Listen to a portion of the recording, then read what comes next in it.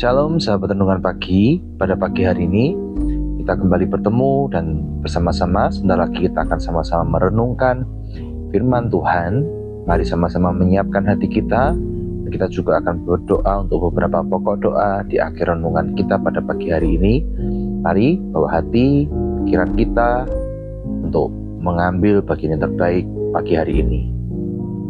Selamat pagi Tuhan Yesus, selamat pagi Roh Kudus. Berterima kasih karena campur tangan-Mu dalam kehidupan kami. Kami bersyukur bahwa Tuhan tidak pernah tinggalkan kami, dan bersyukur Tuhan buat setiap perkara yang Tuhan hadapkan di hadapan kami.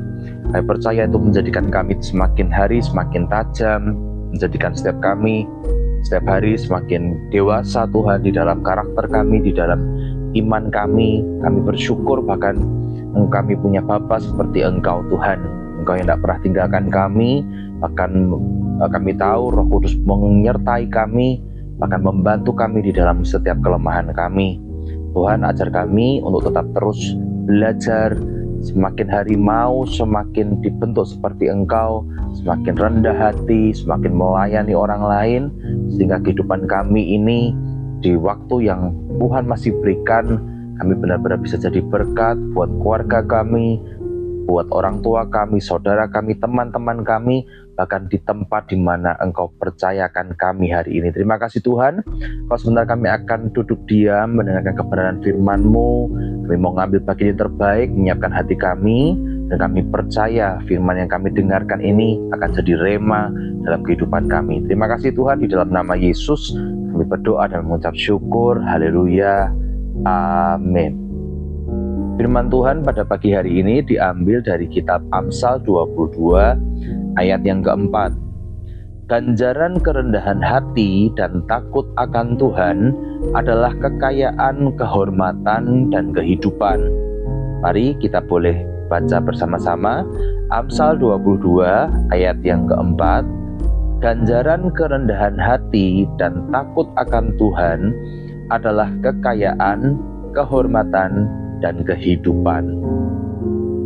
Seorang direktur dari sebuah perusahaan yang besar dikenal sebagai seseorang yang begitu rendah hati meskipun memiliki jabatan yang tinggi.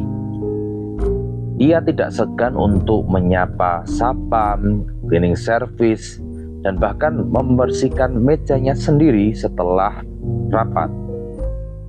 Suatu hari ada seorang investor besar yang datang tanpa memberitahu. Investor ini ingin melihat bagaimana sikap dari sang direktur terhadap setiap karyawan yang ada di perusahaannya. Investor ini kagum ketika melihat bahwa sang direktur memperlakukan semua orang dengan hormat.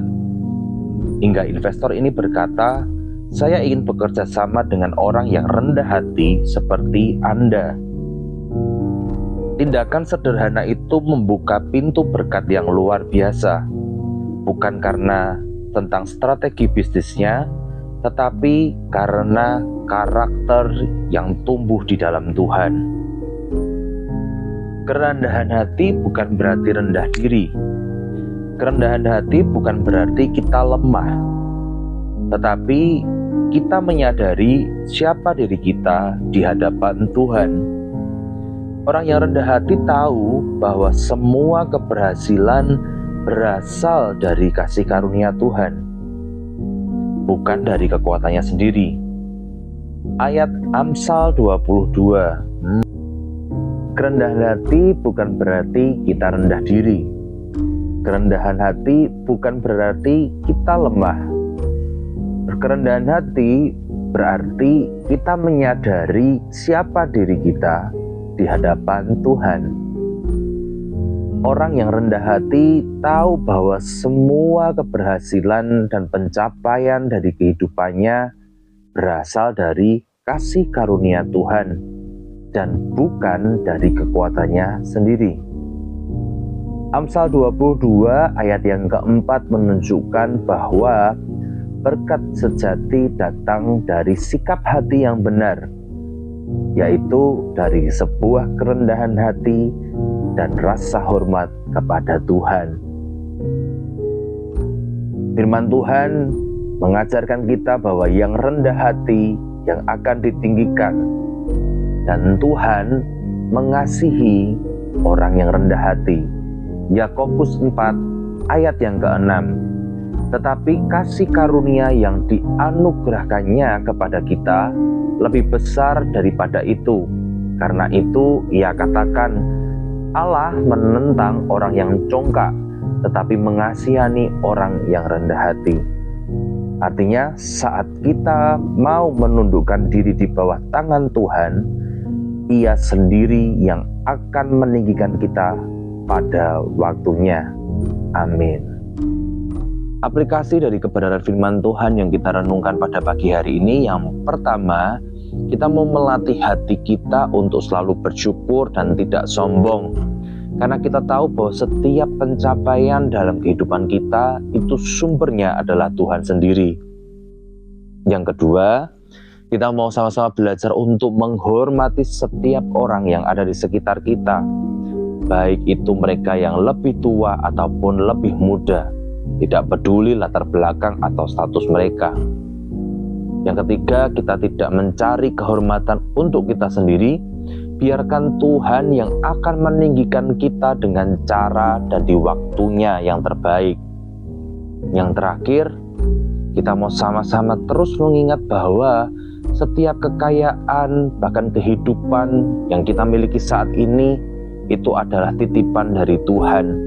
Mari kita pergunakan setiap kesempatan dalam kehidupan kita untuk kita menjadi berkat, untuk menjadi saluran berkat untuk orang sekitar kita, bahkan berbagi dengan orang-orang yang Tuhan percayakan dalam kehidupan kita. Mari untuk menutup renungan pada pagi hari ini, kita bersatu di dalam doa. Tuhan Yesus, terima kasih buat kebenaran firman-Mu pada pagi hari ini. Kami percaya ketika kami mendengarkan firman Tuhan pada pagi hari ini, kami menangkap ada rema yang Tuhan berikan di dalam hati kami.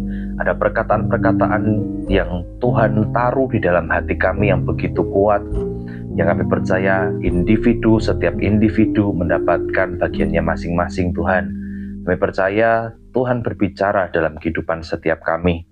Dan hari ini kami berdoa juga, Tuhan, ajar kami untuk selalu mau hidup di dalam kerendahan hati dan rasa hormat terhadap Engkau. Jauhkan kami dari kesombongan dan keinginan untuk meninggikan diri. Kami percaya bahwa setiap keberhasilan kami, setiap pencapaian dalam kehidupan kami mau bawa itu untuk kembali memuliakan nama Engkau. Kami percaya di tangan Tuhan yang akan mengangkat terus kehidupan kami. Sebab firman-Mu sendiri yang berkata bahwa Engkau yang menjadikan kami kepala dan bukan jadikan kami ekor. Tuhan yang akan terus membawa kami naik dan tidak akan pernah turun. Tuhan, kami berdoa sama-sama juga di dalam nama Yesus untuk teman-teman yang mendengarkan firman Tuhan pada pagi hari ini. Tuhan, kami berdoa biar tidak ada rasa takut, tidak ada rasa rendah diri, tidak ada rasa minder, Tuhan, di dalam nama Yesus. Tuhan, yang angkat setiap perasaan-perasaan itu, Tuhan, karena kami tahu itu menghambat setiap kami, bahkan menghambat pertumbuhan rohani kami. Sadarkan setiap kami, Tuhan, bahwa kami memiliki bagian di dalam setiap sebuah komunitas, di dalam keluarga, dan itu panggilan yang spesifik untuk setiap kami yang tidak bisa digantikan oleh orang lain.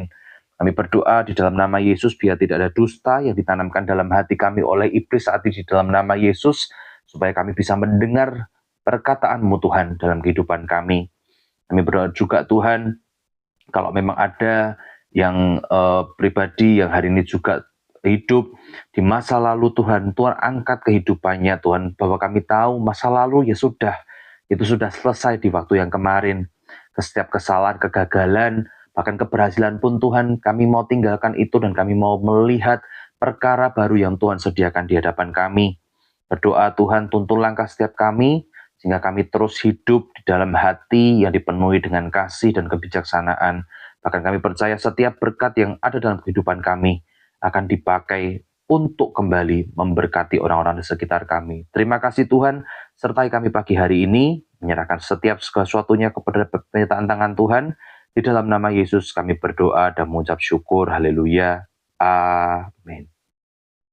Demikian firman Tuhan pada pagi hari ini. Jangan lupa untuk selalu berdoa sebelum mengambil sebuah keputusan yang akan kita buat pagi hari ini.